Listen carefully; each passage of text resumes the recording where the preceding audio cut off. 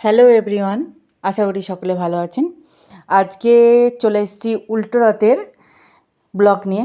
তো উল্টো রথে আমরা রথ নিয়ে বেরিয়ে পড়েছি মহিলা সমিতি মিলে।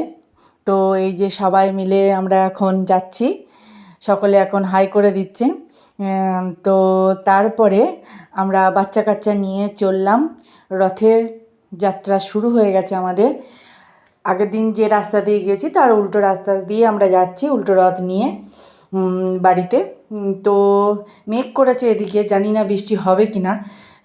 একটু দুটো পড়তেও লেগে গেছে, দেখা যাক কি কতদূর হয় আর কতদূর পর্যন্ত রথটা আমরা নিয়ে যেতে পারি। বলতে বলতে বৃষ্টি ভালোভাবে নেমে গেছে।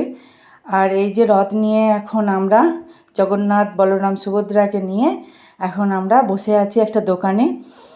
সত্যি দোকানদার জেঠুটা খুবই ভালো বলে তাই আমাদেরকে বসতে দিয়েছে, বাচ্চাগুলোকেও দিয়েছে এবং সাথে আমাদের রথও আছে।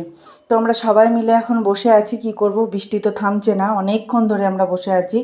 খুব জোরেই কিন্তু বৃষ্টিটা হচ্ছে, তোমরা সবাই দেখতেই পাবে কি জোরে বৃষ্টিটা হচ্ছে। এই রাস্তাতে আমরা তো বেরোনোর ক্ষমতা নেই। তারপর বৃষ্টিটা শেষ হয়ে যাওয়ার পর কিন্তু আমরা রথ নিয়ে আবার আমরা বেরিয়ে পড়েছিলাম। রথ নিয়ে বেরিয়ে যাওয়ার পর আমরা বাড়ি চলে এসেছি।